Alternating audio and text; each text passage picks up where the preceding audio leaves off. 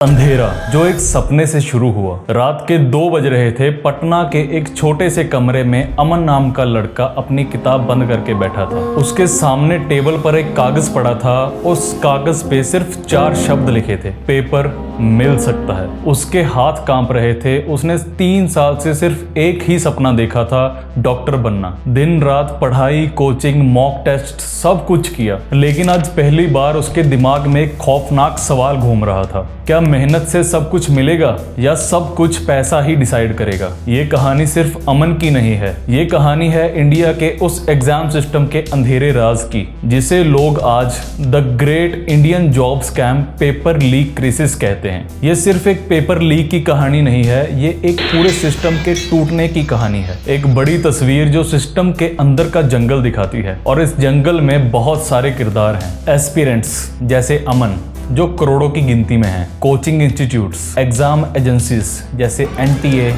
SSC, state board, solver gangs जो पैसे लेकर एग्जाम देते हैं, करप्ट ऑफिशियल्स, सिस्टम के अंदर बैठे हुए गद्दार, और पॉलिटिशियंस जिनके कनेक्शन से काम और भी स्मूथ हो जाता है। और इसी जंगल के बीच एक सच, जॉब्स कम है और कैंडिडेट्स बहुत ज्यादा हैं। इस डिमांड वर्सेस सप्लाई ने डेस्परेशन को पैदा किया, और जहां डेस्परेशन होती है वहां माफिया जन्म लेता है। साल 2000 की बात है, जब ये बीमारी बहुत छोटी थी। पेपर लीक्स पहले नेशनल इशू नहीं था। तब के टाइम में पेपर लीक्स ज्यादा प्रिंटिंग प्रेस से या पेपर ले जाते वक्त ट्रक से चोरी होते थे। जैसे कोई अंदर का आदमी पैसे लेकर पेपर की फोटो ले लेता था। ये 2013 की बात है, जब भूकंप आया। मध्य प्रदेश में एक बोर्ड था, व्यापम, मध्य प्रदेश व्यावसायिक परीक्षा मंडल। ये सिर्फ एक एग्जाम बोर्ड नहीं था, ये स्कैम करने की फैक्ट्री बन चुका था। इस स्कैम के 3 मेन तरीके थे। पहला, इम्पर्सोनेशन। इसका मतलब था एक ब्रिलियंट बच्चे को पैसे देकर किसी और कैंडिडेट की जगह बिठाया जाता था। फोटो चेंज हो जाती थी और एडमिट कार्ड भी फेक होता था। दूसरा है इंजन बुगी सिस्टम। इसका मतलब है जो इंटेलिजेंट स्टूडेंट होता था उसको एग्जाम हॉल में इंजन की सीट दी जाती थी, और उसके पीछे पैसे देने वाले कैंडिडेट्स बोगी बनकर बैठते थे और कॉपी करते थे। और तीसरा है OMR टेम्परिंग।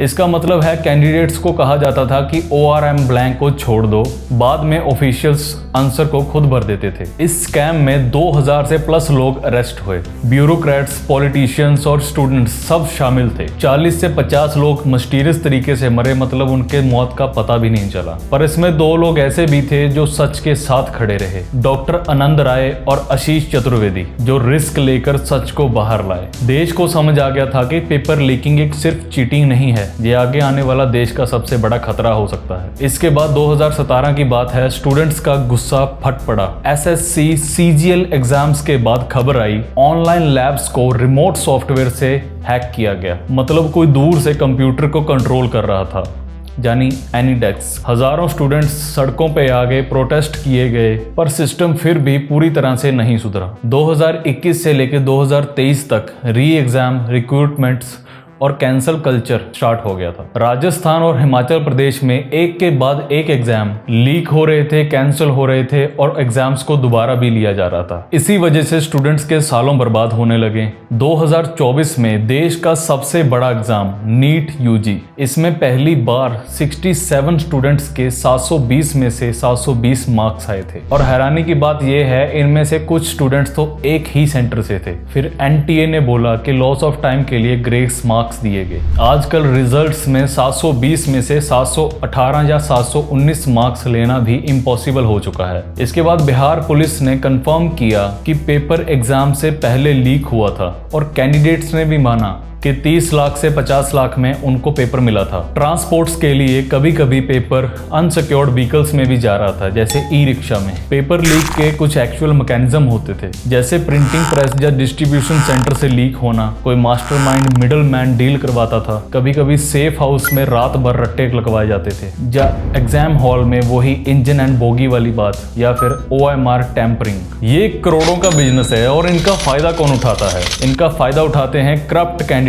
मिडलमैन्स और स्कैम इंडस्ट्री। और इन सब में नुकसान कौन झेलता था? मेहनती स्टूडेंट्स, पेरेंट्स, टैक्स पेयर्स और पूरा देश। अगर हम लोग लॉन्ग टर्म में देखें, जो डॉक्टर्स या ऑफिसर्स चीटिंग करके आगे आए हैं और ऐसे आगे आते ही रहेंगे, तो ये देश के लिए बहुत ज्यादा बड़ा खतरा है। अमन अभी भी उस पेपर को देख रहा था, और सोच रहा था कि वो मेहनत करे या शॉर्टकट बनाए, पर उसे ये नहीं पता था कि ये उसका पर्सनल डिसीजन नहीं है, ये पूरे देश का फ्यूचर का सवाल है। अमन ने कागज को फोल्ड किया और उसने ड्रॉअर के अंदर रख दिया और उसने अभी भी हाँ नहीं बोली थी, पर उसके दिमाग में ये बात चल रही थी कि इतने लोग अगर पेपर को खरीद रहे हैं तो ये मिलते कहाँ हैं। कोचिंग हब्स, इनको सपनों का शहर कहें या स्कैम्स के हेडक्वार्टर्स। देश के कुछ शहर कम्पिटिटिव एग्जाम्स के लिए फेमस हैं, जैसे कोटा राजस्थान, प्रयागराज यूपी, पटना बिहार और दिल्ली। यहाँ हर साल लाखों स्टूडेंट्स पढ़ने आते हैं और यहीं से एक और सिस्टम डेवलप हुआ,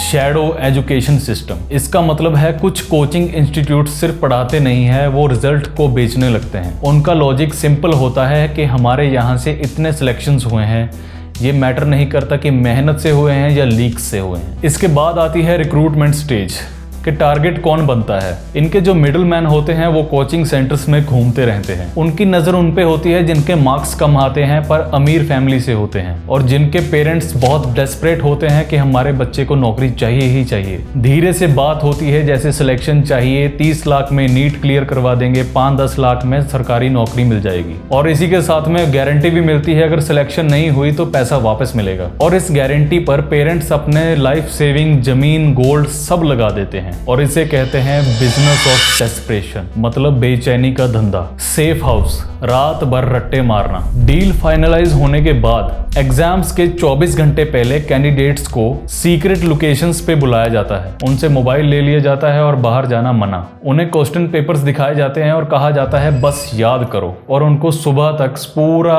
क्वेश्चन पेपर रटने में हेल्प की जाती है। ये वही पैटर्न है जो व्यापम में किया गया था और नीट 2024 में था। पैटर्न सेम है। इसके बाद आती है टेक की चीटिंग। आज सिर्फ पेपर लीक नहीं होता, ऑनलाइन एग्जाम्स में रिमोट एक्सेस सॉफ्टवेयर से कंप्यूटर को कंट्रोल किया जाता है। ब्लूटूथ ईयर पीसीस यूज किए जाते हैं जो छोटे से होते हैं और कान के अंदर तक चले जाते हैं। हिडन कैमरास यूज किए जाते हैं। एआई प्रोक्टोरिंग को यूज किया जाता है जो कंप्यूटर स्क्रीन को हर टाइम मॉनिटर करता रहता है। एआई सस्पिशियस मूवमेंट्स को डिटेक्ट करता है, लेकिन माफिया और भी ज्यादा एडवांस हो जाता है। इस पर रिसर्च हुई थी और एक सच सामने आया था कि जितनी ज्यादा मॉनिटरिंग होती है उतनी ही ज्यादा सोफिस्टिकेटेड चीटिंग भी होती है। इसे कहते हैं प्रोक्टोरिंग पैराडॉक्स। इसके बाद बारी आती है डार्क वेब की। आज पेपर सिर्फ व्हाट्सएप तक सीमित नहीं है। डार्क वेब पर एनक्रिप्टेड चैनल्स होते हैं जहां नॉर्मल गूगल से नहीं जा सकते। वहां पेपर्स डिजिटल फॉर्म में बिकते हैं और साइबर सेल्स के लिए ये ट्रेस करना बहुत ज्यादा मुश्किल होता है। इसका एक पॉलिटिकल एंगल भी है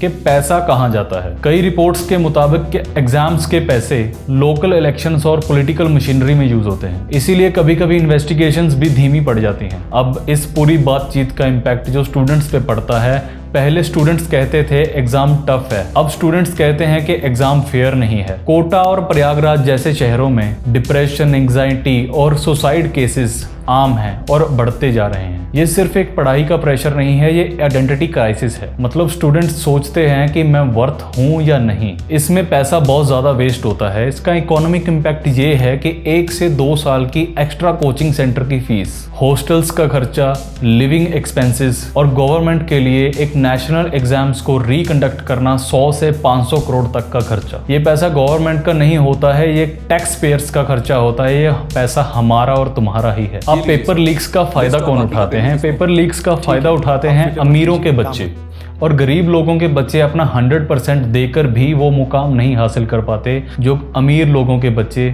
शॉर्टकट से लेते हैं। इसके बाद अमन को कॉल आया कि कोचिंग सेंटर के पीछे वाली गली पे चाय की दुकान पे 6 बजे मिलना, और उसके बाद फोन कट कर दिया गया। अमन समझ गया था कि ये वही बात है कि मुझे कोई मिडिल मैन एग्जाम पेपर देना चाहता है, पर उसे ये भी समझ आ गया था कि ये इलीगल काम है। अमन पूरी रात सो नहीं पाया। उसके दिमाग में सिर्फ एक ही सवाल घूम रहा था कि अगर मैं भी सिस्टम का हिस्सा बन गया तो सिस्टम कब सुधरेगा। सुबह उठकर उसने एक डिसीजन लिया और वो चाय की दुकान पे गया, लेकिन डील करने के लिए नहीं, उसको समझाने के लिए, डराने के लिए कि ये काम छोड़ दे। वहां उसे 2 और स्टूडेंट्स मिले। एक बोला कि मेरे मामा ने मेरे एग्जाम पेपर के लिए जमीन बेच दी, और दूसरा बोला कि मैं पिछले साल भी फेल हो चुका था, मैं इस साल दोबारा रिस्क नहीं ले सकता। वो दोनों भी एग्जाम पेपर खरीदने आए थे। तब वहां पे एक आदमी आया नॉर्मल कपड़ों में और बोला कि 35 लाख और नीट का सिलेक्शन पक्का। तो अमन ने पूछा कि सिलेक्शन पक्का कैसे? तो वो आदमी बोला कि सिस्टम हमारे साथ है। उसकी ये एक बात अमन के दिमाग में घर कर गई। उसके बाद 2024 में देश में बहुत ही गुस्से का माहौल चल रहा था। नीट यूजी 2024 के एग्जाम्स के बाद स्टूडेंट्स सड़कों पे आ गए, सोशल मीडिया पे आउटरीच कवरेज होने लगी और कोर्ट्स में पिटीशन होने लगे। पेपर लीक सिर्फ एजुकेशन इशू नहीं रहा, ये पॉलिटिकल इशू बन गया था। 2024 के जनरल इलेक्शंस में भी इस पर बात हुई थी। उसके बाद 21 जून 2024 को सेंट्रल गवर्नमेंट ने एक बड़ा कदम उठाया। उन्होंने एक नया लॉ इंप्लीमेंट किया पब्लिक एग्जामिनेशंस के लिए। इस लॉ के हिसाब से अगर कोई इंडिविजुअल चीटिंग करेगा तो उसको 3 से लेके 5 साल तक की सजा हो सकती है और 10 लाख रुपए का फाइन हो सकता है। और इसमें जो भी ऑर्गेनाइज्ड गैंग्स होंगे उनको 5 से 10 साल की मिनिमम जेल होगी और 10 करोड़ तक का फाइन लगेगा। और इसी के साथ टेस्टिंग एजेंसीज पर भी फाइन लग सकता है। और इसी के साथ पुलिस बिना वारंट के अरेस्ट भी कर सकती है और इस जुर्म की आसानी से बेल भी नहीं मिलेगी। पहली बार गवर्नमेंट ने इसको लेकर इतना बड़ा कदम उठाया था। इसी स्ट्रिक्ट पनिशमेंट की वजह से कई गैंग्स अंडरग्राउंड हो गए, कुछ अरेस्ट हो गए